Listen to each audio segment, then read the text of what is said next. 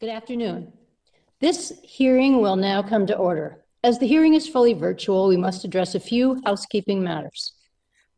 For today's meeting, the chair or staff designated by the chair may mute participants' microphones when they are not under recognition for the purposes of eliminating inadvertent background noise. Members are responsible for muting and unmuting themselves. If I notice that you have not unmuted yourself, I will ask if you would like the staff to unmute you. If you indicate approval by nodding, the staff will unmute your microphone. I remind all members and witnesses that the 5-minute clock still applies. If there is a technology issue, we will move to the next member until the issue is resolved, and you will retain the balance of your time. You'll notice a clock on your screen that will show how much time is remaining. At 1 minute remaining, the clock will turn to yellow. At 30 seconds remaining, I will gently tap the gavel to remind members that their time is almost expired. When your time is expired, the clock will turn red, and I will begin to recognize the next member. In terms of the speaking order, we will follow the order set forth in House rules, beginning with the chair and ranking member, then members present at the time of the hearing is called to order, will be recognized in the order of seniority. And finally, members not present at the time of the hearing is called to order. Finally, House rules require me to remind you that we have set up an email address to which members can send anything they wish to submit in writing at any of our hearings or markups. That email address has been provided in advance to your staff. So now we can begin. I'd like to welcome back to the subcommittee the 19th Chief of the USDA Forest Service, Christensen. We're very excited to have you here and look forward to hearing your thoughts on the fiscal year 2022 budget request for the Forest Service. Joining the chief today is Andrea Weeks, Acting Director of Strategic Planning, Budget, and Accountability.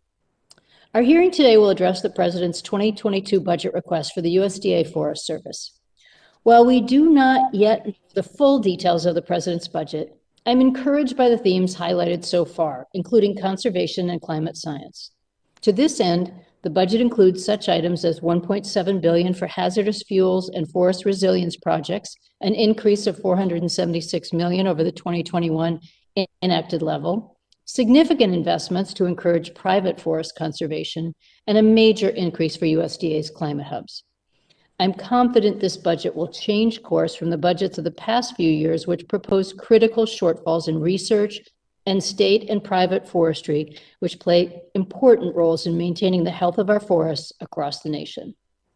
Our forests do and will play an important part in the fight against climate change, and the Forest Service plays a crucial role in ensuring the continued health of those forests so that we can depend on them to continue to store carbon. One of the keys to maintaining healthy forests is to reduce the amount of high-intensity fires, which are affecting our landscapes. I look forward to hearing today how increased investments in preventing these fires are helping and what more needs to be done. I would now like to yield to our ranking member, Mr. Joyce, for his opening remarks. Mr. Joyce. Thank you for yielding, Chair Pingree. And I appreciate you holding today's hearing with the U.S. Forest Service to learn more about the administration's fiscal year 2022 discretionary budget proposal. I'd also like to welcome Chief Christensen back to the subcommittee. Chief, thank you, as well as Ms. Meeks, for joining us this afternoon. I look forward to discussing the Forest Service's ongoing work to manage and protect our nation's forests and grasslands. I regret that we cannot officially kick off this year's appropriations process, but I'm hopeful that we'll be able to hold a few budget hearings in person again soon. Last week, the administration released its fiscal year 2022 budget request, which proposes over $1.5 trillion in discretionary spending. Over half of the proposal, $769 billion, is for non-defense programs, including the Forest Service. Though the administration has not provided a comprehensive budget proposal, today's hearing remains an important first step in the FY22 process. It provides us with an opportunity to hear directly from the Forest Service about the agency's initial funding priorities and goals outlined within that request. In the coming months, this information will be critical as the subcommittee works together to examine the programs under its jurisdiction to ensure that taxpayer dollars are spent most effectively to benefit our national resources and the American people. As a result of the COVID-19 pandemic, Congress has provided trillions of dollars in economic stimulus and relief to help Americans tackle unique challenges. On the heels of this unprecedented spending, it's essential that we, as appropriators, work together to restore fiscal responsibility when examining this request, which calls for more than a 15% increase in non-defense spending. Chief Christensen, I was pleased to see the administration prioritizes funding for high priority hazardous fuels and forest resilience projects. Now that we're entering the third year of the fire funding fix and have largely eliminated the need for fire borrowing, it's important to focus similar attention on non-fire programs that improve forest health. Effectively managing and treating our forests helps improve wildlife habitat, mitigate the risk of catastrophic wildfires, and makes forests more resilient to diseases and invasive species. Though the details are limited, I'm also interested in discussing how the FY22 request will support and build upon prior year funding for state and private forestry programs. In my home state of Ohio, 85% of the forest land is privately owned. Programs like Urban and Community Forestry Program and Forest Stewardship Program are critical to keeping our state and private forests healthy so that we can continue to provide communities with clean air and water, recreation opportunities, mineral and energy resources, and jobs. Finally, I'm sure many of us, especially Mr. Simpson, would like to discuss the Forest Service efforts to implement the Great American Outdoors Act, particularly how the bill will affect the Forest Service, how it will help the Forest Service conserve public lands, tackle maintenance backlogs, and increase visitor access and recreational opportunities. Chief Christensen, thanks again for joining us today. As more budgetary details become available, my colleagues and I anticipate working with you to move forward a budget within reasonable spending caps that provides the Forest Service with the necessary resources to protect our nation's forests and help the communities who rely on them. I look forward to our discussion. Thank you, Chair Pingree. I yield back. Thank you, Mr. Joyce. And Chief Christensen, before I yield to you for your opening remarks, I just want to apologize in advance. We have multiple votes this afternoon, and because of our voting schedule, we have to vote in groups, so it makes it a little more complicated for the members. I know they're all anxious to hear from you, but please don't be surprised if you see a lot of coming and going on the screen. And we will make sure that we fill anyone in who misses some part of the hearing, because I know everything that you all have to say and all the questions will be important. So with that, Chief Christensen, we'd love to hear your opening remarks. Wonderful. Chair Pingree, Ranking Member Joyce, and members of the committee, thank you for the invitation to become before your subcommittee. Today, I'd like to highlight the work we're doing to steward the nation's forests and serve the American people. I'll share how this work lines up with the new administration's highest priorities. Specifically, I will detail how the Forest Service is backing the effort to end the COVID-19 pandemic. I'll share our resolve to employ science to tackle climate change, fight wildfire, and sustain productive, resilient forests. We are also doing our part to spur job growth and boost economies and rebuild infrastructure. Lastly, I'll touch on our staunch commitment to advance racial equity as we create an inclusive workplace where every employee at the Forest Service feels respected and valued. So I'm proud to say that last year, despite the pandemic, as well as the historic natural disasters, the Forest Service, we rose to the challenge. We hosted 3 times the number of forest visitors and recreationists as they sought respite from the surge of the pandemic on their national forests.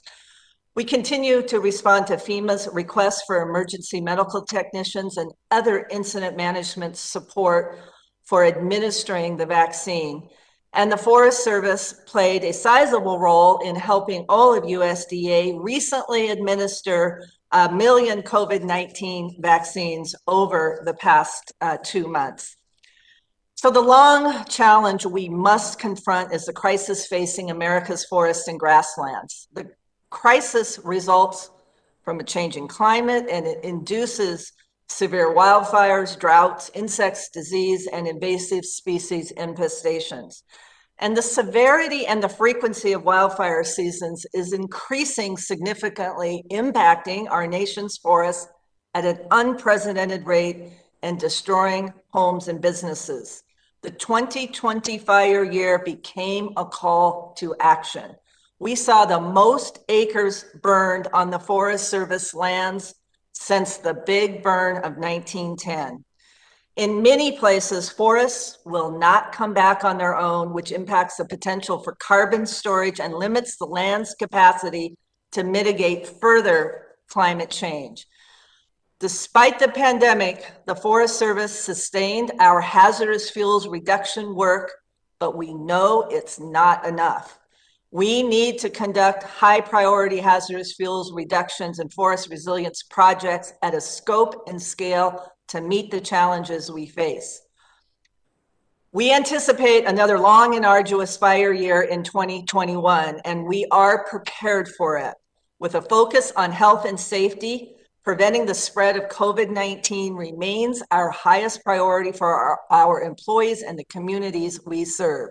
We stand ready with over 10,000 firefighters, 35 air tankers, and more than 200 helicopters available for wildfire suppression. And our infrastructure needs are pressing, as are the economic needs of Americans. And we are committed to job creation through improving our infrastructure. When we improve infrastructure of the national forests by upgrading trails and recreation sites, it spurs jobs and boosts economies in communities surrounding the national forest. And thanks to the Great America Outdoors Act, we expect to create an additional 4,400 jobs and contribute an estimated $420 million to the GDP annually. So I understand the expectations that come with the fire funding fix, which went into effect in fiscal year 2020. I want to assure you that the Forest Service remains a good investment. We understand congressional expectations for increasing accountability and oversight for fire spending.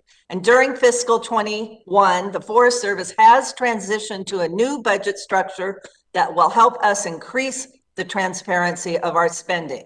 And finally, the national forests and grasslands belong to every American. There should be equal access, and every American must feel a personal invitation and connection to their land. Every American deserves to have a motivated workforce that reflects our values, provides exemplary service, and mirrors our population. We are committed to both, starting in our own house. The Forest Service continues to work hard to end harassment, manage conflict, and create a work environment where every employee feels safe, valued, and respected. Thank you, and I look forward to your questions. Thank you, Chief Christensen. Really appreciate your outline of the coming year, and thank you so much. I'm going to recognize myself for 5 minutes for questions and jump right into fire, since I know that is a important part of what you're dealing with today. And it's always shocking to hear the magnitude of the fires in 2020, and my heart goes out to those members whose districts are severely impacted, have been, and really face some of the biggest challenges, particularly on the western side of our country. So some fires have a natural role to play in keeping our forests healthy. However, high-intensity forest fires we've experienced too many of in recent years are so detrimental to our forests, in addition to their costs in human lives and property. There is, as I said, an intense bipartisan interest on this committee in ensuring we are utilizing the best tools available for fighting these fires, whether it's utilizing predictive and machine learning tools in the initial planning stages, new technology to help prevent those fires, or tools for increased coordination and safety for those working to fight the wildfires. We know that technology can help with every stage of your efforts. Last year, the committee directed increased investment in these technology and other reforms and called for in the Dingle Act, as well as a focus on this subject in future budget requests. So could you give us an update on the Forest Service finding on what opportunities exist for increased investment in technology to predict and prevent, as well as to fight fires? Thank you, Chair Pingree. Yes, a contemporary fire response is very important for us to meet the complexities of what we call our wildland fire system across America. And Forest Service is a major leader nationally. And thanks to your help and additional investments, we are developing relationships and investments. For example, over $8 million we invested last year to begin pilot programs for firefighter tracking, how we can track for safety where every firefighter is. We have also have made good progress in standing up our unmanned aircraft systems program with the purchase of our first 20 UASs in the fleet. And we flew with, in partnership with Department of Interior, over 1,000 UAS missions for fire intelligence, post-fire recovery, and other natural resource missions. And we're really, we are learning and we're getting great leverage out of the UAS programs. We've also invested funds and an agreement with the Department of Defense for satellite fire detection services and capabilities, which already supported over 500 fires just this year alone in 2021. And we've launched a very important modernized national interagency dispatch system, which processed over 575,000 resource orders in 2021, or excuse me, in 2020 alone. And with the new system, it worked very efficiently. Of course, there's always more to do, and we're always in trade-off with the amount of resources we have. So we are, you know, putting the right investments in incrementally improving our fire technology. And we really thank the committee for your support and look forward to working with you on this important subject. Thank you. I'm going to yield back the balance of my time, let other people start asking their questions. I have plenty, but I know I'll get lots of opportunities. So I recognize Mr. Joyce for 5 minutes. Thank you, Chair Pingree. The state of Ohio has prioritized improving water quality with focused projects in the Lake Erie watershed, including a state-led program called H2O Ohio. These water quality efforts involve a multifaceted approach that includes agricultural incentive programs, land protection, wetland restoration, and expansion of riparian forest buffers. Investments in the forest stewardship program are directly tied to improving water quality through technical assistance to landowners and tree plantings in the forest buffer management. Chief, in a state like Ohio, where 85% of the forests are privately owned, can you discuss how the forest stewardship program provides downstream benefits, improving water quality for rivers flowing into Lake Erie, and potentially helps address the harmful algal blooms? Yes, Congressman Joyce, thank you for that question. You know,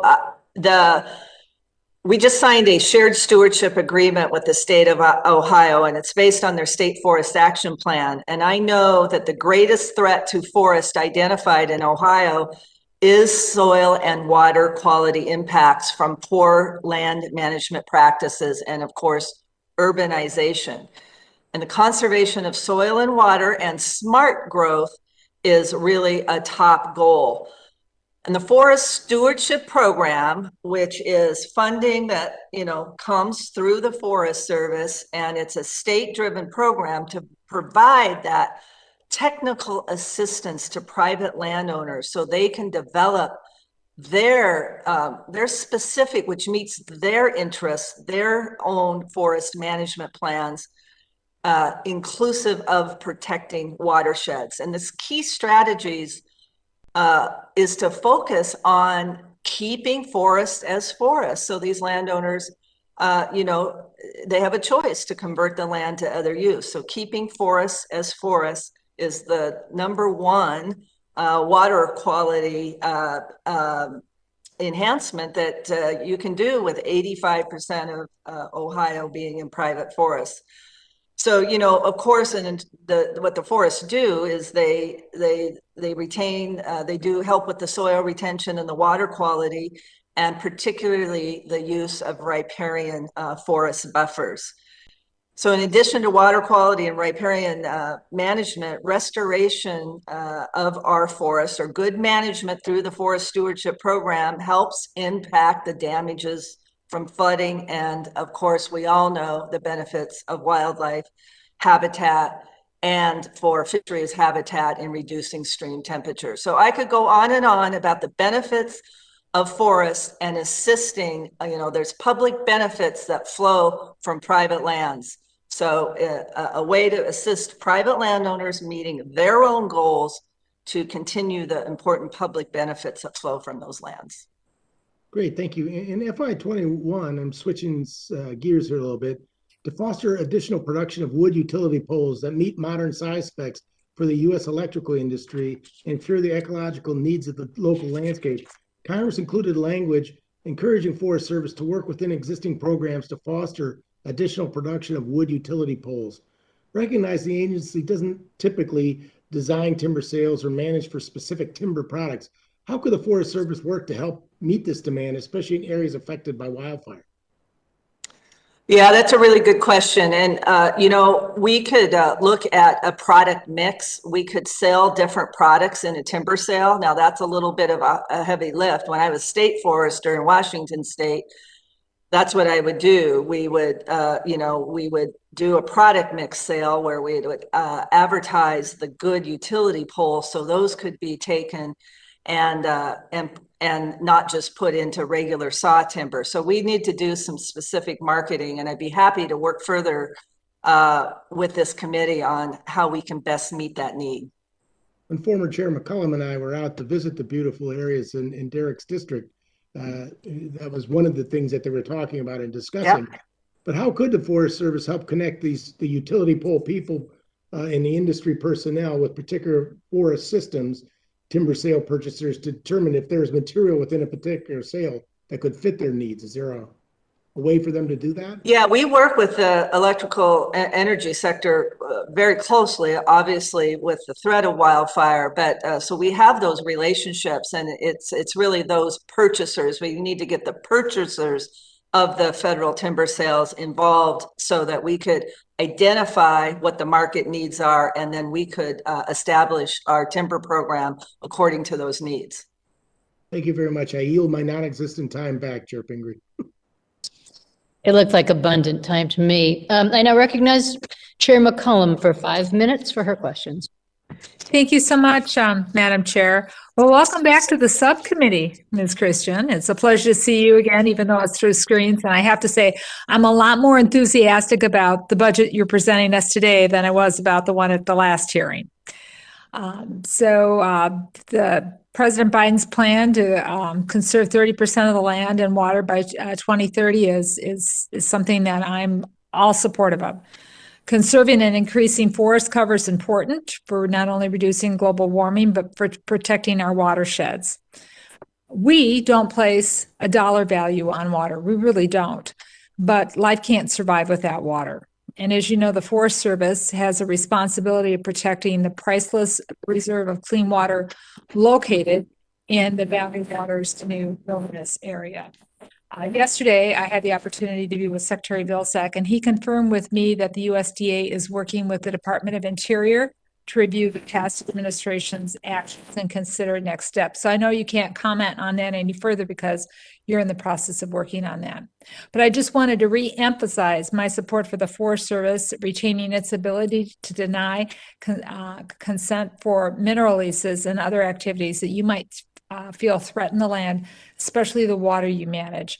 And 20% of the water in the forest there is, going to be hugely impacted with this new type of mining that they want to do that is so toxic. So thank you for looking out for the water, not only for today, but for future generations. I also want to just take a second to commend you again for the work that you help with in the Forest Service International Program. I've been in embassies, I've traveled around the world in the Middle East and Africa and all around, and non-governmental organizations and embassies, they're working to protect and clean up watersheds, fight climate change, reduce illegal logging and habitat destruction. It's the kind of soft power we need to be projecting. So thank you for doing that. I just want to take a second to touch on the value of outdoor experiences, which many Americans have rediscovered during the pandemic. And you mentioned the Great American Outdoors in your remarks. But those experiences are not equally accessible to all Americans, especially many of our youth. Getting outdoors is good for your mental health, it's good for your physical health, and it also helps to build the next generation of conservationists. So I believe we need to invest in our outdoor opportunities in our national forests and wilderness areas for youth from diverse backgrounds, especially I'm going to speak to urban youth. So I want to highlight the Forest Service program in Region 9, which includes Minnesota and Maine, Madam Chair. And it's doing that work of connecting our youth to forests. The Urban Connections program creates relationships with urban youth, leaders, and organizations to create recreation and learning opportunities. Last year, I included language in our House report to increase funding for Urban Connections and to boost our regional wide opportunities. Can you maybe tell the committee your plans how those increased funds were used? I would be delighted to, Congressman McCollum, and we really appreciate the acknowledgement of this important, we call it our Urban Connection program in the Northeast states that we call Region 9. And it's really a region-wide youth engagement and activities, and it's to connect all peoples. We have a leadership intention here at the Forest Service to create a culture of inclusion that awakens and strengthens all people's connection to the land. And you know, we have to start where people are, and sometimes it's a connectivity to an urban open space or an urban park, but we want all people to have that full connection all the way into a national forest and a wilderness area. So we, through our Urban Connections program, we have coordinators in these urban centers across the Northeast, and we leverage great partnerships. You know, it just takes a little bit of coordination to leverage, you know, the synergistic approach on how we can build future natural resource professionals, natural resource advocates, or just an experience of life of connecting to the outdoors and what that means. And, you know, there's an incredible statistic of this past year during the pandemic that 81% of Americans had some kind of outdoor experience. That's a high number of all Americans because, you know, the alternatives weren't very great during this past year. But 31% of them were first-time experiences in the outdoors.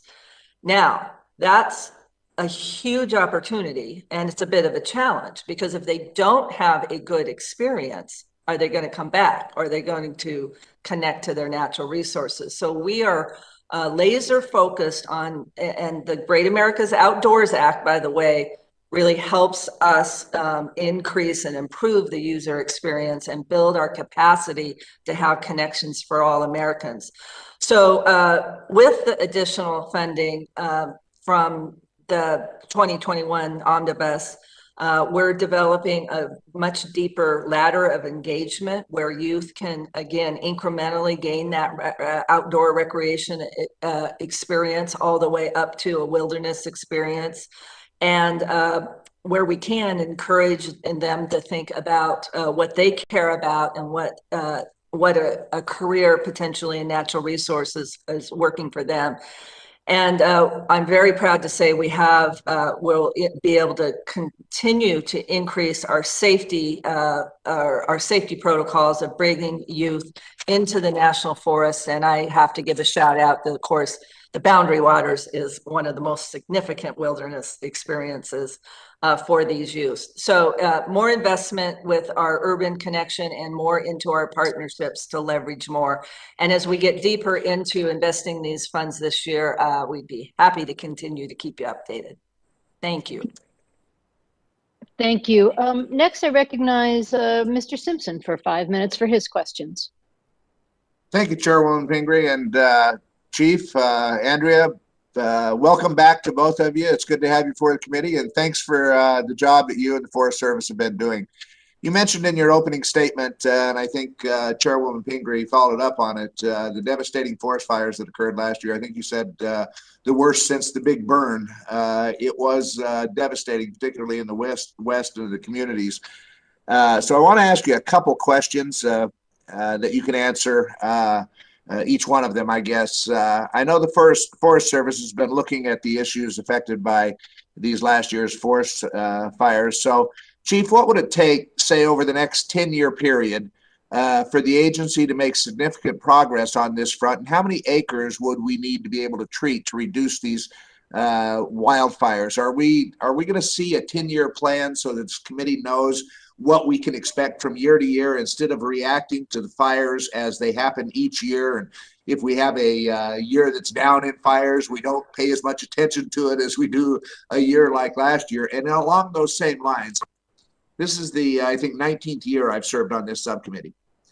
Different administrations, different chiefs, so forth. And it seems like when we, and I've been, one of the issues I've been dealing with and trying to address is the aviation assets of the Forest Service and where we're going with that. It seems like we take one step forward and two steps back, or vice versa, and change directions all the time. Are we going to have a clear outline for the next, say, 10-year plan of what the Forest Service needs in terms of air assets, how the 5 and 10-year contracts that you're looking at will affect us and benefit us, and what we need to put into our budget so that the Forest Service has the necessary equipment to address these wildfires?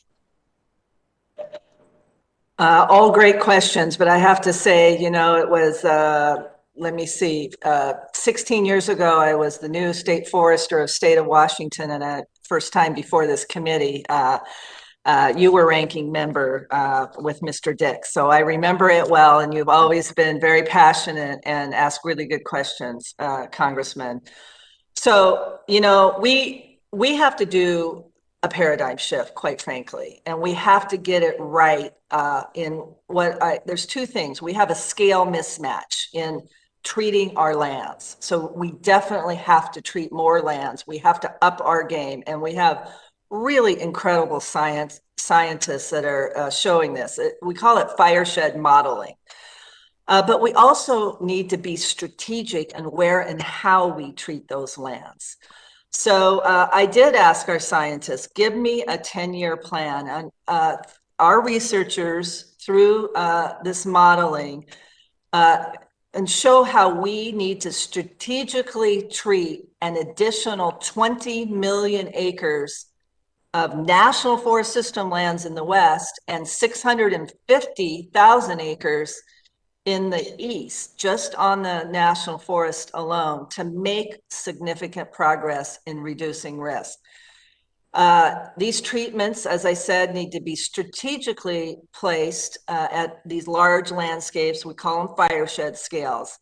And strategic means we don't have to treat every acre, but we need to, for example, strategically treat and place 40% of the fireshed, and that will reduce the 80% of the bad outcomes. So that's a pretty good investment when we can show we can get results if we treat 40% of these highest at-risk firesheds. So we treat between 2 and 3 million acres per year on the national forests. So that's each year. So to make this paradigm shift, we would have to add another 2.65 million acres a year for the next 10 years to execute this strategy.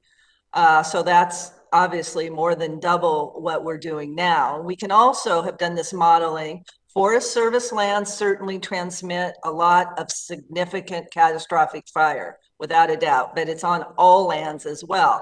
And as you know, we need to look at the whole landscape. So I want to get a due call out to our state and private lands that we need to treat an additional 30 million acres in the next 10 years. So that would be 3 million additional per year, or 5.6 million acres per year for the next 10 years to execute a big difference in really putting resilience back into these firesheds that are most at risk. But there's a good side. I mean, it would create, we estimate, between 300,000 to 575,000 jobs, and of course protect significant communities and small businesses and enhance local economies. So I know it's a big lift, but the science is leading edge, it's real, and we can show we can make a difference. Relative to your question about air tankers, the contracting air tanker community has really come online. They are meeting our needs of a contemporary air tanker capacity for wildland fire in the US. We are studying the question about going to a 10-year contract, what the pros and cons are. We're nearly complete with that report. It will be going through clearance is in the matter of a few days, and we'll be hitting, it will be getting to the committee here shortly. So we'd be glad to discuss more about air tankers, but we think we really are on the right track with our air tankers. And I thank you for being such a help and an advocate for getting us the right resources. Thank you. Thank you. Thank you, Mr. Simpson. Next, I recognize Mr. Harder for 5 minutes for his questions. Well, wonderful. Thank you so much, Madam Chair, for holding this hearing. And thank you to our witnesses for participating. This is a very important hearing for me personally, since I represent a district in California that has been severely impacted by the California wildfires. We used to have a world in normal years where the fires wouldn't start until late summer or fall. We'd have all of May to thin the forests and clear the buffer zones, but not anymore. Now the dry winters are bleeding into the dry summers. We're having many times as many wildfires, and I'm very worried about the season that we have coming up this year, let alone what could be coming in the future. One thing that I've heard a lot from my community is about the need of reliable fire crews. I've heard from some of our local volunteer firefighters that in order for them to volunteer to go fight fires on federal land, they have to take several weeks off of work. The state of California pays these volunteer firefighters for their time when they work on state fires, but the Forest Service currently does not. The demands of fighting fires for weeks on end have actually led to some of our volunteer departments having to ask if a fire is state or federal before they agree to help in the first place, which I don't think makes a lot of sense given the need that we have for even more manpower to fight these fires. So I guess my question is, while I know a lot of volunteer firefighters are hired locally, what can we do in this budget to better support volunteer firefighters and hopefully reimburse them more for all the time that they're taking off, especially as the fire season continues to expand? Yeah, thank you, Congressman Harder. And I really appreciate that you recognize that in this country, in America, we need all firefighting, wildland firefighting resource. It takes a network of the rural, the municipal, the state, the tribal, and all the federal in these, what we now call a fire year. It's no longer a fire season when we think about the country. The specifics of your question, I'm a little concerned about, and maybe we can dig into that offline. If a rural fire department is on a federal fire, they certainly will get paid for that. There's probably more about the details of the agreement that, I'd love to dig in more details with you. But at a big level, we do, thanks to Congress, have a program called Rural Fire Assistance, and that's to help the rural fire districts build the capacity, the training, the equipment, the resources that they need to be able to respond to ever increasing wildfires in this nation. Because again, we need all the wheels and the boots on the ground to respond to the ever complexity of wildfire in the nation. And it's a very important program that of course has limited dollars and so additional resources to help build the capacity of the rural fire districts has been very important. I administer and just to clarify, Chief, sorry, it's volunteer firefighters. Is my understanding is currently under federal guidelines, volunteer firefighters are not being significantly reimbursed, unlike by some states, including California, that do a reimbursement. So it's not about a rural issue. It's about volunteers that maybe spend. Yeah, and I apologize that I was. Rural is generally volunteers, but I'm making an assumption there. It's not always. My husband is the structural fire chief of a combination department where I have volunteers and paid, and they're generally on the border areas. But I'd be glad to dig into that question more specifically about the agreement. They definitely should be and getting paid for their services on federal lands, no doubt, no question about that. Terrific. Well, we'd love to work with you and explore some ways that we can further incentivize those work. I never want anybody to be asking if a fire is state or federal before they get in a fire truck. That's great to hear. In the last couple remaining points of your time, would love just to hear a little bit about what is limiting our ability to take some of the fuels away from these fires to move towards more controlled burns. It feels like we're incrementally moving in that direction, but there's, we need to go to 10 or 100 times faster than we're going right now if we're going to limit these fires to hundreds of acres instead of hundreds of thousands of acres. Can you expand on using your budget to actually prevent these fires from escalating as fast as they are? Yeah, Congressman Harder, it's strategically doing these fuel treatments across our shared boundaries. And fuels treatment certainly means prescribed fire. It means thinning the density out of the forest. And we need markets for that low value, those low value forest products. Because it costs so much money when we don't have a market for them. So in California, we're working very aggressively on biomass related infrastructure and markets. It's the cost of hauling the wood. There's several factors that we're breaking down. I know that we're low on time, but there's, we're this close to the cusp of naming what the breakthroughs are in prescribed fire. We're working with the states on the air quality standards because, how do we take our smoke? Do we take it in incremental ways in prescribed fire or these massive, catastrophic wildfires? So there's many things, and we'd be glad to come brief you more about what those opportunities are.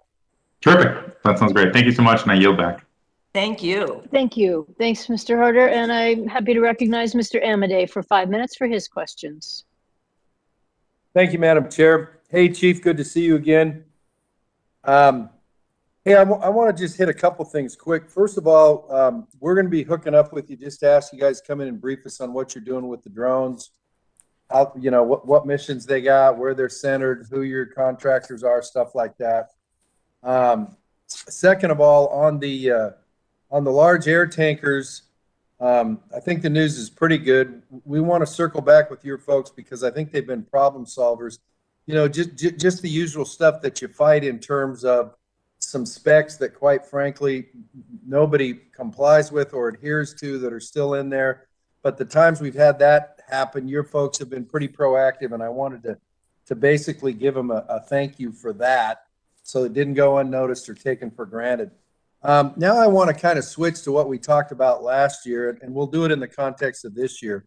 When you talk about executing the strategy as far as fuels management and things like that, which means you've got to add X million acres a year and things like that, can you tell me real generally, so how does this year's budget request compare to allowing you to execute that strategy in the context of a decade? In the context of what was the last word? Getting it done in a decade. In a decade. It certainly gets us a step closer, a big step closer with Okay. So if I used, and this is my phrase, not yours, I don't want to get you in trouble with anybody. But we're still going to need some help in terms of resources if we're gonna put you guys in terms of the medium lane, not the fast lane, in terms of fuels, treatments, and I was listening when you said, hey, guess what? This amount will ameliorate 80% of the negative effects. If we want to start getting to the point for the national forest lands where we can say our stewardship is is in the medium lane as far as fuels management, then you're going to need some more help in the resource department. You know, what I can speak to, Congressman, is the science, and you know, it's the policy of Congress and the administration on how fast we go. You know, we put. No, I get that. I get that. I'm not trying to cut you off. Maybe I should pick on Ms. Weeks, but it's like, as a budget reality, if this committee wants to help you with fuels, I'm just going to tell you, and you can disagree with me, but we need to do better. We need to do better. We need to do better. I'll let you stop and right I there, said in my I don't want to get you in statement, trouble. we have more to do to make a significant difference on the landscape. No question about it.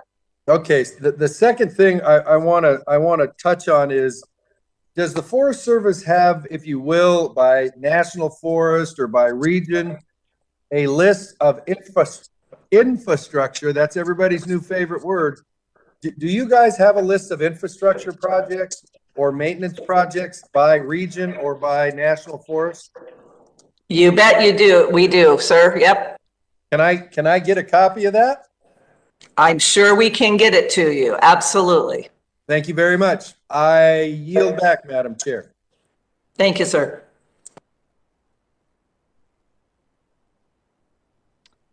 Thank you. We're about to see Representative Lee, I think, but I'll just ask a quick question in the meantime, since that's where we are.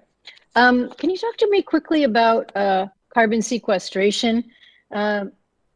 The president's efforts to combat climate change are not only dependent on efforts to reduce the sources of greenhouse gas emissions, but also to preserve our resources which sequester carbon. These efforts include the 30 by 30 goal of conserving 30% of our national lands and waters by 2030. Our forests are one of the most important carbon sinks in the country. I don't have to tell you that, or anyone in the state of Maine. They play a central part in our conservation plan. I'm interested in how you're working collaboratively with other land management agencies to give us a comprehensive picture of the state of carbon sequestration on public lands. It seems to me the data is extremely important. Oh, yes, absolutely. I couldn't emphasize that more. You know, the lands and waters of the U.S. are really important for carbon sequestration, but I'm going to focus in on the forest piece of it.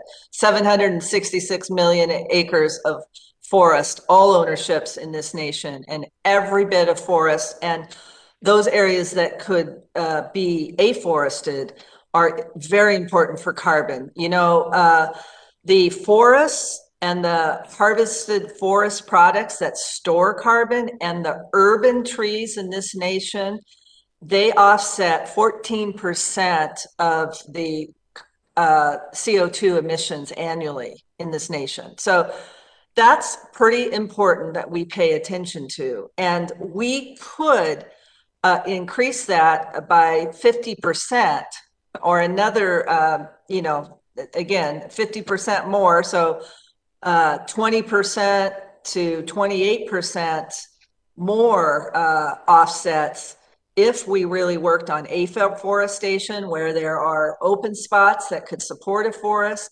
We reforest the areas that we are not reforesting at the pace we need to. And of course, we do the restoration and build the resiliency in the land, in the forest, so they stayed healthy. So, you know, I know my eyes light up when I talk about the importance of healthy forests just for carbon sequestration, let alone important water, watersheds, wildlife, outdoor experience, and the list goes on.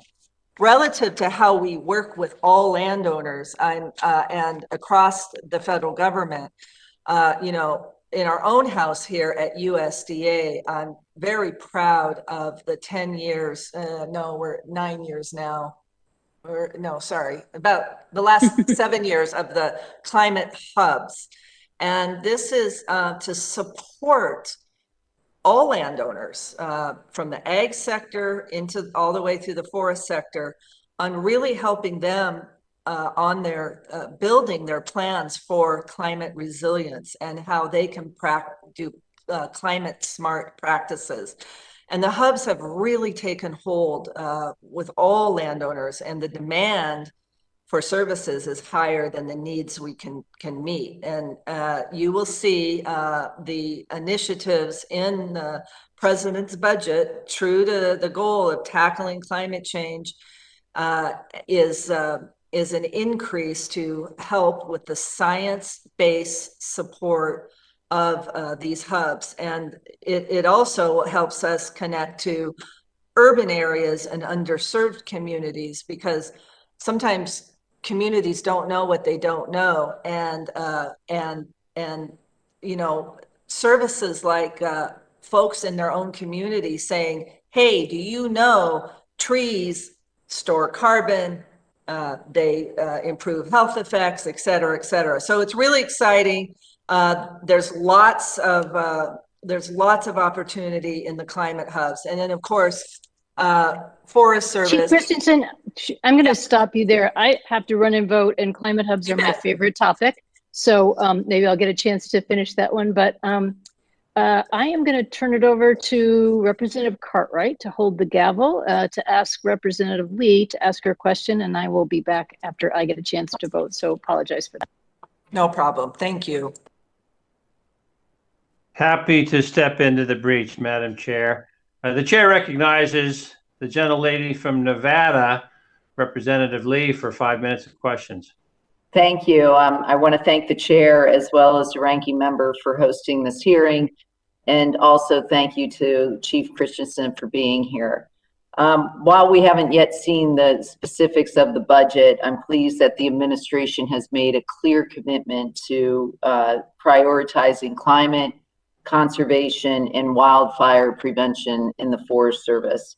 In Southern Nevada, where I represent, we don't have as significant forest presence, some, but not significant, but we're certainly feeling the impact of climate change, and we understand the importance of national forests in that discussion. The chairwoman, believe it or not, asked my question for me, so we don't have to go into how the Forest Service is working on climate change. But I want to recognize, which has been recognized earlier, the record-breaking wildfires we've seen in recent years, obviously both a symptom of and a contributor to climate change. And I was pleased to see that the administration has committed to investing in science-based measures to prevent wildfires and rectify the historical underfunding of forest resilience projects. Chief Christensen, could you just speak to the metrics that the Forest Service uses to evaluate its wildfire mitigation programs and what those results have shown about the efficacy and the return on investment of those programs? I absolutely would, Congresswoman Lee. You know, thanks. It's a really great question. So, you know, I'm a person that stores numbers in my head, and these stick with me. If we're talking about wildfire prevention, now that's the starts, the unwanted starts to wildfire. And wildfire in many landscapes fire in many landscapes is not bad, but we want it in our terms, right? So just fire prevention alone, the human starts, when we invest $1 in fire prevention, it saves $35 in suppression costs and wildfire related losses. So that's a pretty good return on investment. And we've worked for years to, and it's our researchers that have showed this cost benefit or return on investment. And we switched to treating the lands, okay, the hazardous fuels treatments. And again, wildfire in the right conditions is a necessary part of many of these landscapes, but we want more of the low intensity fires. So when we do treatments, whether they're usually, you know, prescribed fire and some thinning, and then they're tested by a wildfire. These thinnings are tested by a wildfire. We've had a program in place for over 10 years where we go out and then we evaluate that. And 86% of the time, the wildfire conditions are changed significantly into the right kind of wildfire, the low intensity wildfire. So it, brings it down from a crown fire to what we call a ground fire. So that's an 86% efficacy in the treatments. The thing we have to do now is to get enough of those treatments, i.e. on 40% of a fire shed, to really make the big scale difference. So we've shown that fire prevention has a return. We've shown that the actual field treatments, when it's tested by a wildfire, has a great return. Now, what we need to show is to treat 40% of a fire shed and show that the fire shed as a whole as back in balance of a regular, we call it a resilient forest. How realistic is it to be able to treat the 40% of a fire shed? Well, that's where we have to up our game 2 to 3 times what we're doing now. Okay. All right. So, that's all I have. Thank you. I yield. Thank you.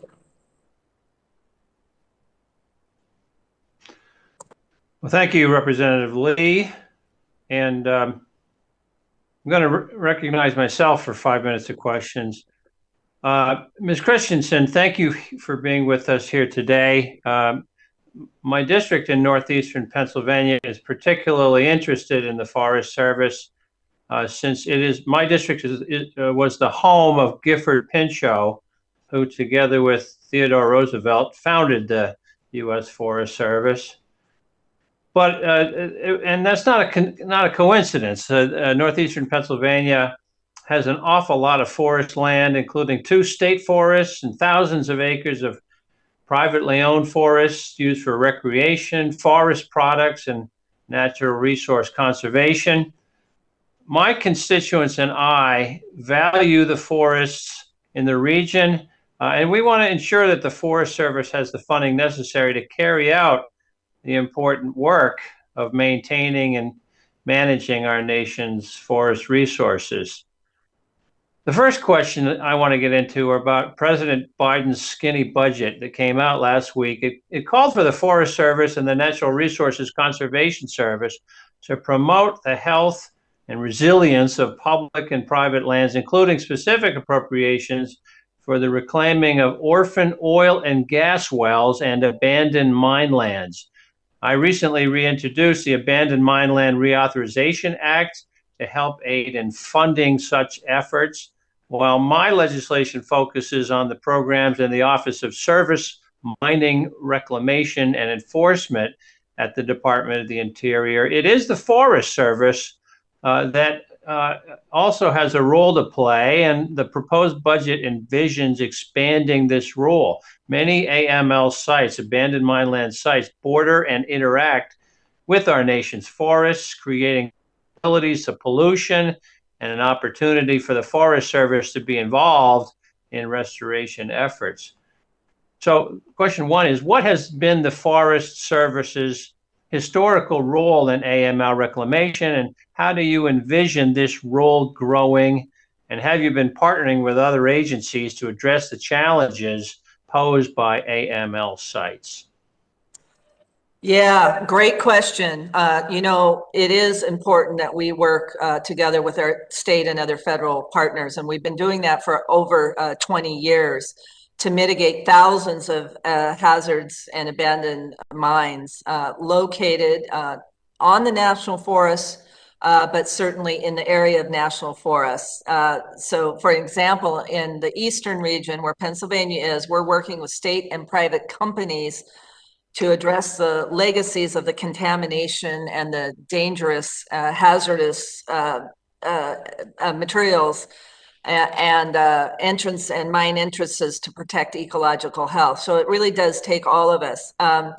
The Abandoned Mine Land Trust Fund, those funds go to states, but that gives states then the capacity and the leverage so we can all work together. And in the president's blueprint budget, there is a provision for $100 million for the Forest Service to create good union wage jobs to address these orphan oil and gas wells and abandoned mine lands. So just to give you an example on our national forest lands, we have 40,000 abandoned mines across the whole system. And 20% of those do pose some level of human health and ecological hazard. And up to 70% of them have some kind of physical safety hazard. So it's a priority. There's a lot of work that needs to be done and a lot of jobs that can be created. So this 100 I'm glad to hear you share the concern, Ms. Christensen. I want to talk about state forests very briefly. While my district is not home to any national forests, our state forests, Delaware State Forest and the Pinchot State Forest, named after Gifford Pinchot, are critical components of the economy and the lifestyle of our region. The state and private forestry organization is one of the smallest budget lines at the Forest Service. How do you utilize and maximize this modest funding with additional funding at state and local level or through nonprofits? Yeah, it's a really, really important synergistic effect. I was state forester in 2 different states, and I can tell you the funding I received through the Forest Service and the state and private funds, quite frankly, helped me go to the state legislature and get them to match the funds to say, if the feds are putting in for important public benefits that flow off of state lands or even private lands, we are all in this together. And when you talk watershed, when you talk human health, when you talk wildlife and recreation economy, it's a no. I mean, everybody knows the importance of that programming, and it's with that strong relationship through the states. And we call it the little engine that could. And we could do more with more, but we make a lot happen marrying up the funds with the state funds and great partners in the nonprofit sector to really enhance the health of our state and private forests. Well, that's a great answer. I like how you talk, but I'm out of time. And at this point, the chair recognizes the gentleman from Washington, Mr. Kilmer, for 5 minutes of questions.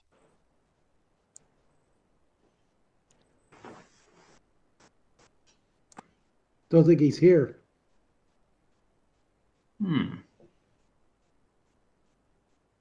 Well, in that case, the chair recognizes the gentleman from Ohio, Mr. Joyce, who appears to be on my screen and ready to ask 5 minutes of questions.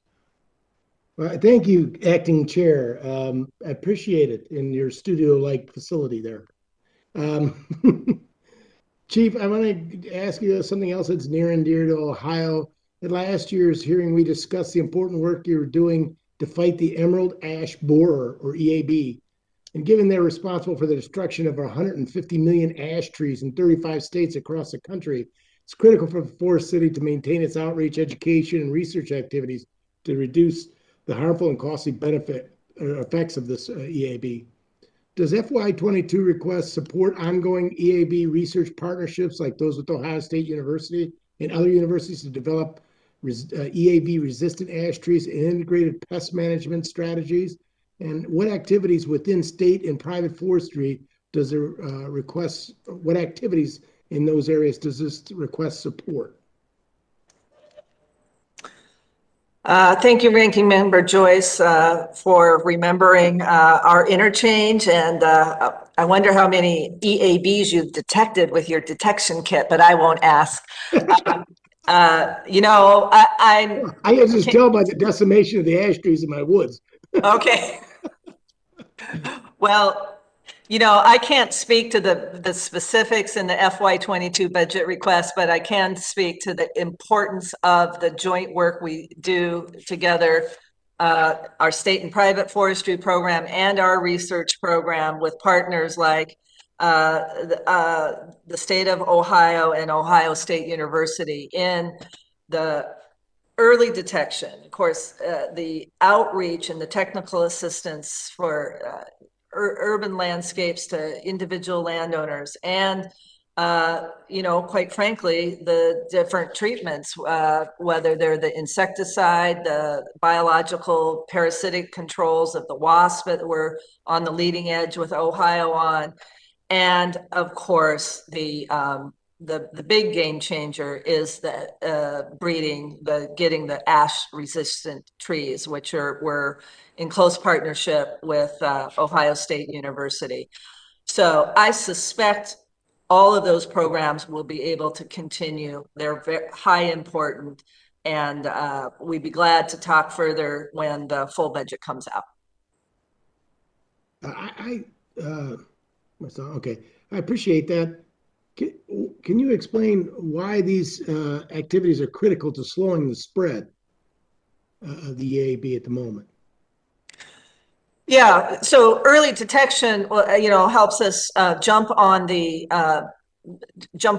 treatments earlier, and so EAB is in 35 states. We're not going to stamp out the emerald ash borer, but now, as you said appropriately, it's slowing the spread, and it's how we can, in place of these beautiful ash trees and important ash trees that are now dead, we can replace them with EAB resistance. So it's the early treatments to slow the spread, but it's being on the proactive side of establishing a new ash resistant trees. That's the real game changer that we need to work together. So, Forest Service is the funder behind the, what's it called? EAB, it's the EAB website, EAB info, Ask EAB, and it's to try to get every citizen to have awareness about what's around them and how they can report the emerald ash borer. And we work with partners, and we give a little funding to partners, and they're the ones in communities doing the early detection to do the early treatments to slow the spread. So it really has to pulse deep into the community, and it brings greater awareness of the importance of our trees in our urban areas, right? Yeah. Well, thank you, Chief. I yield back, Acting Chair.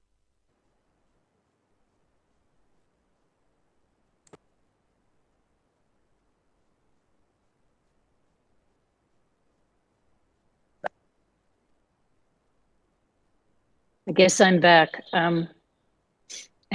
Mr. Cartwright, thank you very much. I'm not sure who is up next in the question lineup. Let's just go to Mr. Simpson. Do you have a second question? Yeah, I do. Thanks, Chairwoman Pingree. Chief, let me ask you a question. This is kind of out of the realm of what I was going to ask and stuff, and maybe you want to get back to me on this and stuff, but we've talked a little bit about abandoned mines and the safety hazard, the environmental hazard that some of them possess, and addressing those is very important. But the other side of that question is this. We're moving into more and more green technologies, whether it's wind, solar, batteries, et cetera, et cetera. All of those things, as well as even nuclear and stuff, require critical minerals. Critical minerals that we are almost 100% dependent on adversaries that don't like us to deliver, whether it's China, Russia, other places and stuff. Are you working, is Forest Service working with the USGS to map those deposits of critical minerals that we're going to need? Because most of them are, at least big percentage of them are on public lands, Forest Service, BLM lands, those types of things. We need to have an accurate assessment of what's available to us. And because of land withdrawals and other types of things, we're making it more and more difficult to get some of those critical minerals that we're going to need if we're moving into a greener society with, as I said, solars and batteries and et cetera, et cetera, et cetera. It's easy to talk about just land withdrawal and not doing any of that kind of stuff. But, mining today is not the same as it was 100 years ago. You can do it a lot safer and a lot more environmentally friendly. And as I've talked with some mining companies and stuff, but the permitting and the access is a challenge. So is the Forest Service working with USGS on this and coming up with any ideas of how we might access these critical minerals and these rare earth minerals that we have an abundant supply of in the United States, but today oftentimes are 100% dependent on people who don't like us? And if that's not a question you want to address right now, you can get back to me with that. I know it was not on the radar. Well, in general, I can say yes. We of course cooperate with USGS and the layers of access across the whole federal estate. But we'd be glad to get you more information about that. Okay, appreciate it. Thank you. Yield back.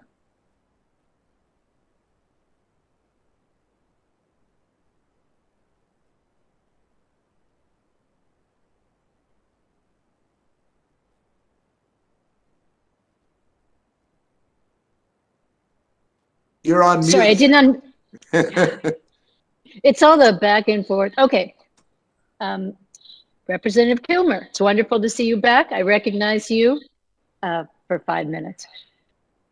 Thank you, Madam Chair, and thank you, Chief, for being with us. I want to start out by just renewing the invite I extended to you last year to come visit my neck of the woods to learn more about the challenges and the opportunities we're facing on the Olympic National Forest. When it's safe to do so, we'd love to have you. I know the last year has been very challenging, but the truth is we were facing some real challenges and missing some great opportunities even before the pandemic started.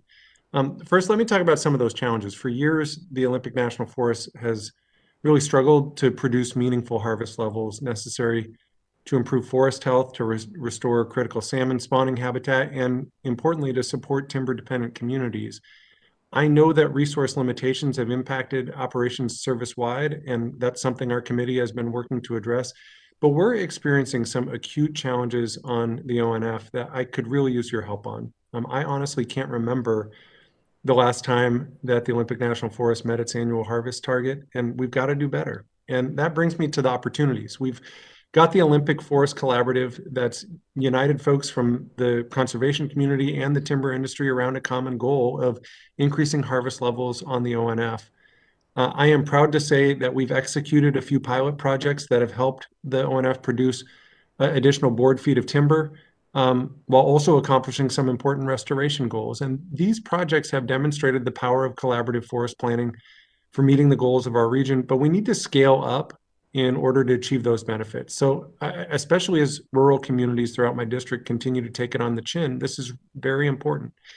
I am very grateful for the partnership we found in the regional forester, Glenn Casamasa, and our new forest supervisor, Kelly Lawrence, who both share my commitment to supporting the work of the collaborative. But there's only so much we can accomplish without dedicated support and resources. So 3 questions. One, can you tell me how you plan to support our region's efforts to increase harvest levels and forest restoration projects on the ONF? 2, what can I do? What can this committee do to support those efforts? And 3, will the fiscal year 22 request include dedicated resources to support new and established forest collaboratives like the Olympic Forest Collaborative, who don't qualify for the Collaborative Forest Landscape Restoration Program dollars? Thank you, Congressman Kilmer, and I'd love to accept your invitation to get out to the beautiful Olympic National Forest. And, I hear you. I hear the concern, and we've been in limited trade-offs of the investment in our timber program. I know for the Olympic, this doesn't, it still is a concern, but our Pacific Northwest region, even in a very difficult year, that's all the forests in Oregon and Washington, 25 of them, they did meet their timber target by 101%. And I'm absolutely committed, and I know that Glenn Casamasa and Kelly is, to work with you, and I'll be personally involved on how we can get some more directed resources to build that important leverage and collaborative capacity that's important on the Olympic. I have to talk about some of, you and I talked about the no bid sales that were pretty high on the Olympic. I'm pleased to report there is good progress there. We were at 20% of the timber sales were no bid, and that has gone down to 5%. We still want to get it to 0 and mean that we're meeting the needs of the local market condition, but at least there's a good trajectory. And, you know, we're in a really tough trade-off right now.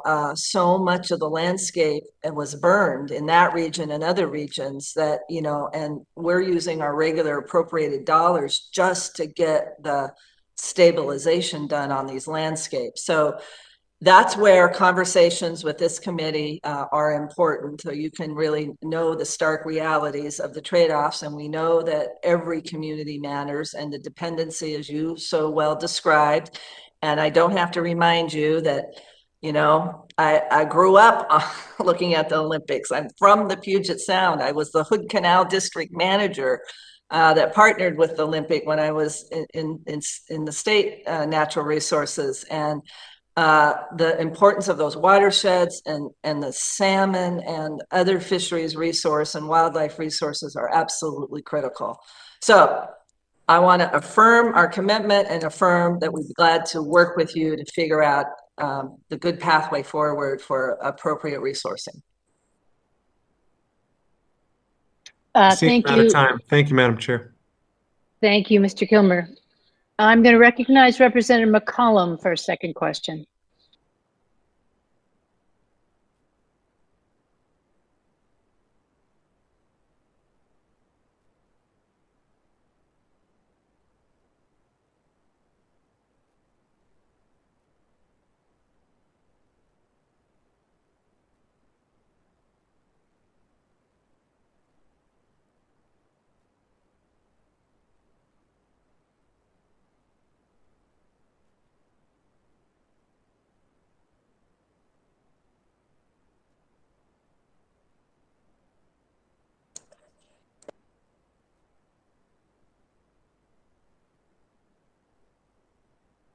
My co-host has unmuted me. Thank you, co-host. Now you can hear me? Kilmer can hear me. That's good. So going back to what Mr. Simpson was talking about with minerals, and what I was talking about with withdrawals in the BWCA area, which is in the Superior National Forest. That forest holds 20% of fresh, clean drinking water. And the water flows north, and it's like a sponge. If you've ever been up in the Boundary Waters area, all our water's interconnected. And so the challenge is when people talk about safe mining, we've learned how to taconite mine safely.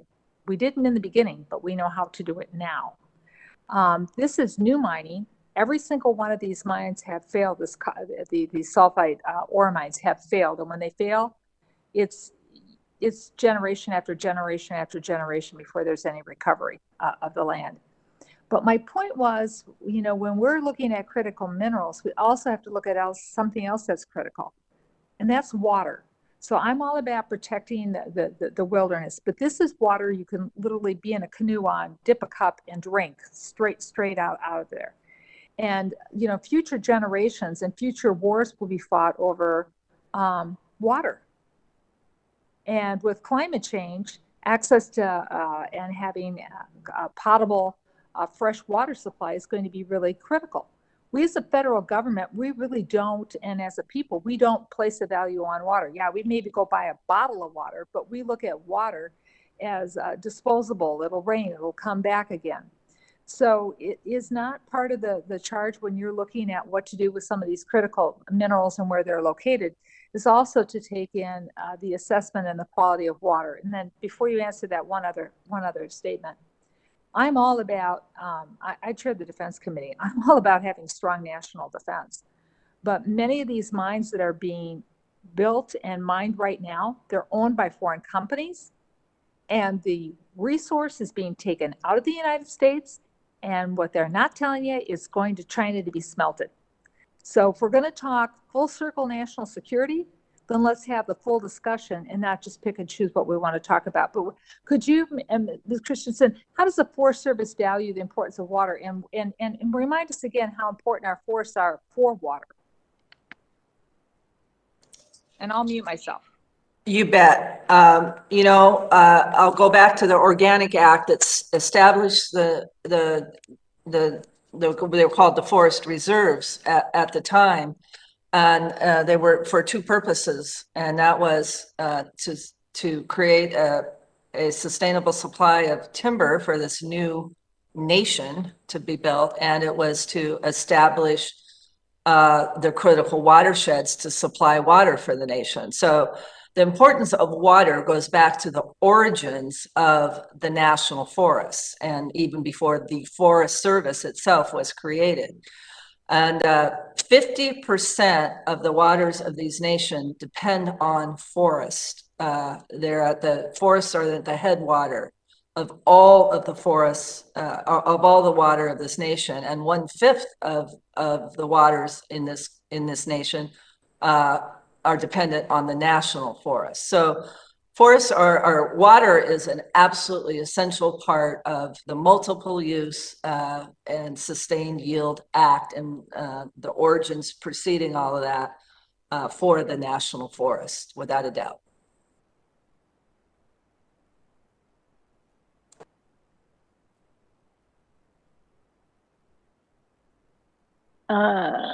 Representative Capter, do you have questions you'd like to ask? I'd recognize you for 5 minutes.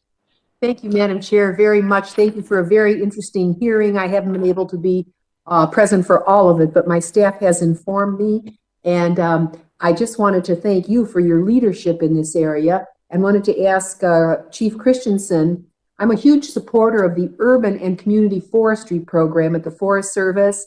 And most of the bills that I've seen that deal with restoring a civilian climate corps or whatever, focus on our national forests and parks, which I support. However, I represent Cleveland, Lorain, Sandusky, and Toledo, Ohio.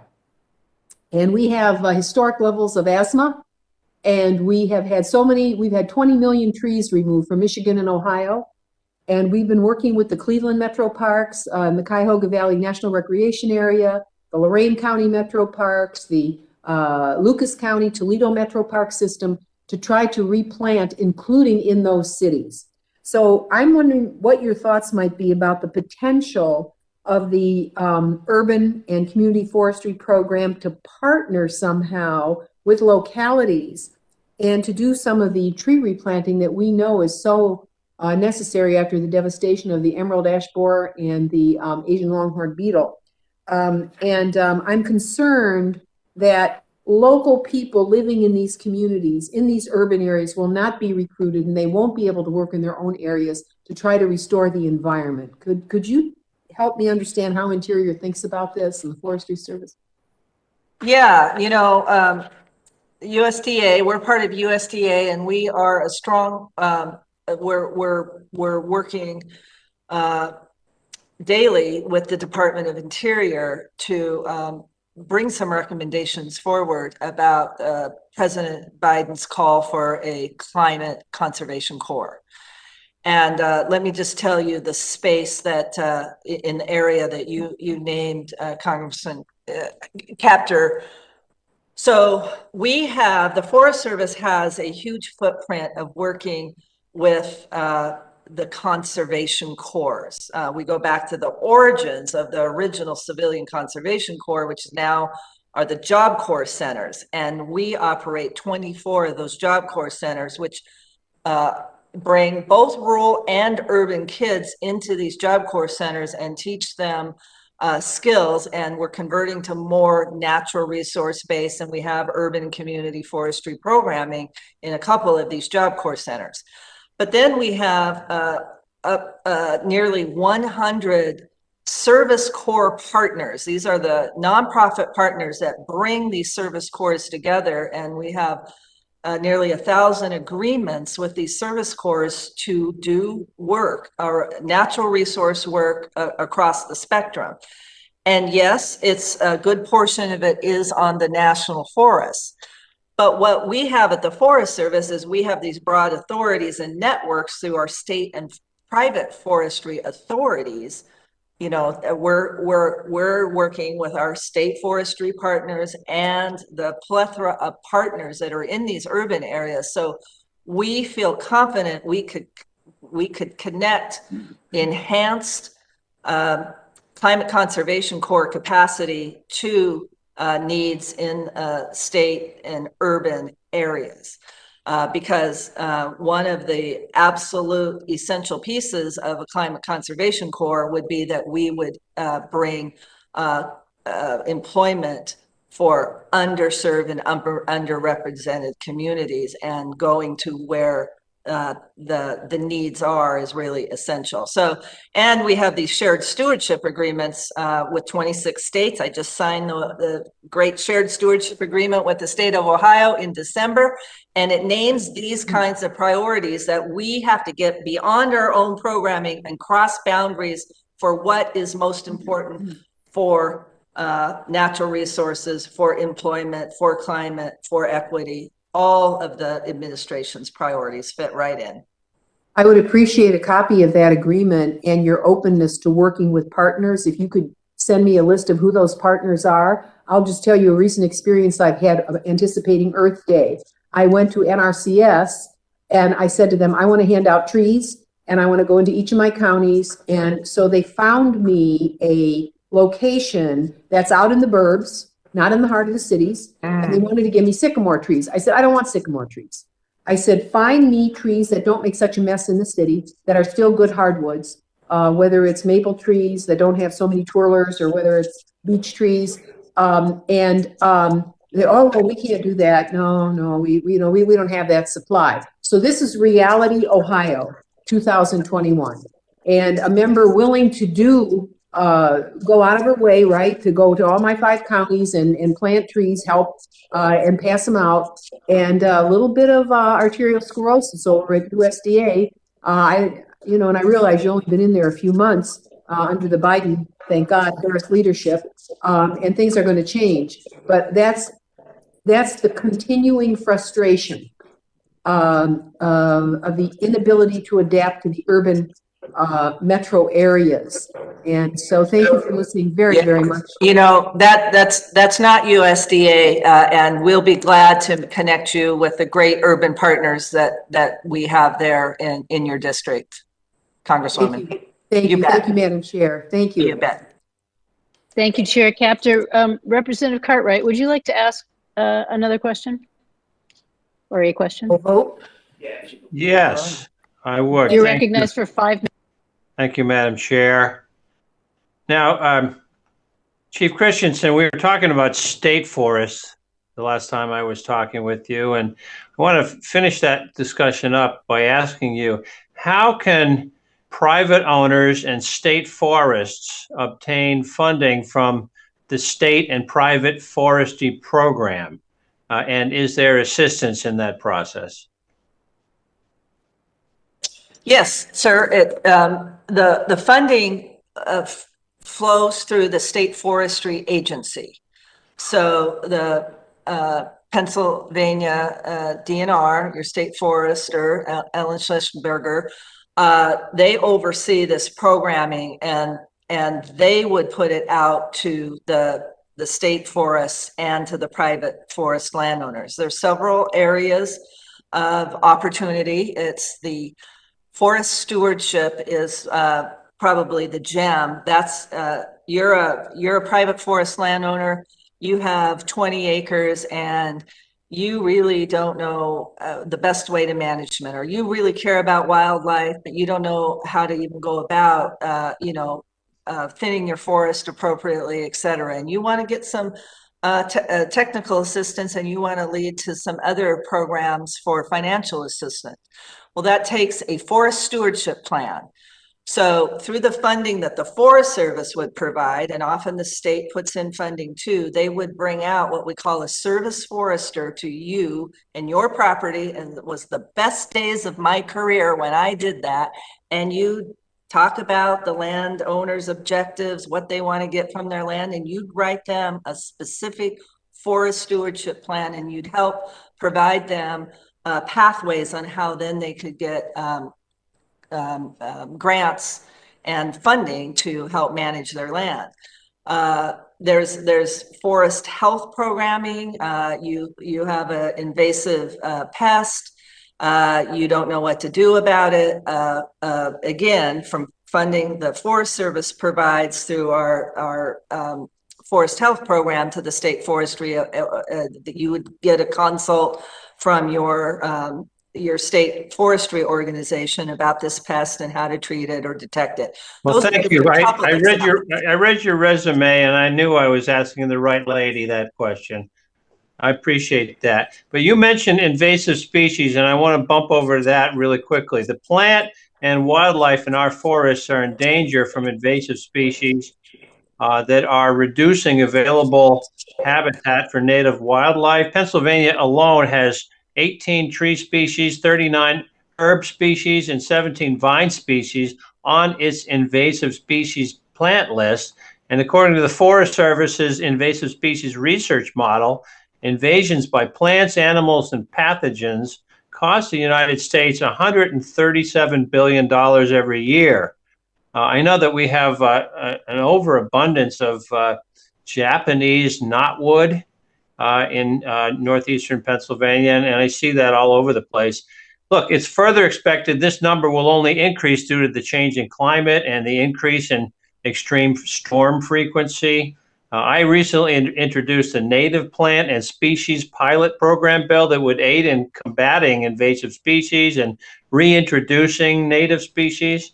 I also have several bills focused on climate change, including the SAFE Act, that would bring together federal agencies to work on developing regional and local adaptation plans for our natural resources in the face of climate change. Forest Health Protection Program covers invasive species. It's housed in the state and private forestry program, whose budget is one of the smaller of the accounts of the Forest Service. Do you feel that the Forest Service has taken appropriate measures to try to combat invasive species? And is there an increasing emphasis on this moving forward in the new administration? Thank you, Congressman. You said what I would say back. 137 billion annually in economic damage in the U.S. is it's significant, and the environmental effects of invasive species, just take they take up more water. The plant invasive species, the insect invasive species. We've talked quite a bit in this hearing about the emerald ash borer and the devastation, again, an invasive species that brings to communities. So it is significant. In addition to our state and private forestry program, which, we prioritize invasive species, but it's always a prioritization. Invasives are getting more acute, and, we're learning more and more about the environmental effects. We do significant amount of research with our forest research and development program. We invest a nearly $8.5 million a year in research to these invasive insects, disease, and plants, and how we can combat them. So what I will share with you, Congressman, is we'll always prioritize to the highest need. With additional resources, we will be a good investment to work on the next highest priorities. Thank you, Chief. And I want to invite you to accompany me at some point to the Upper Delaware and look at all of this Japanese knotweed that's all over the place. I'd be delighted to do that. You bet. And some great towers as well. I yield back, Madam Chair. Thank you, Mr. Cartwright, and thank you, Chief Christensen. You've really been wonderful today, and we could ask you questions all day, but as you can see, it's been somewhat of a chaotic day with so many votes going on. So I apologize for that, all the comings and goings, but you guys have been wonderful, and I want to thank you so much for appearing before us today. And if there are no additional questions, this hearing is now adjourned. Thank you. Thank you. Really appreciate it.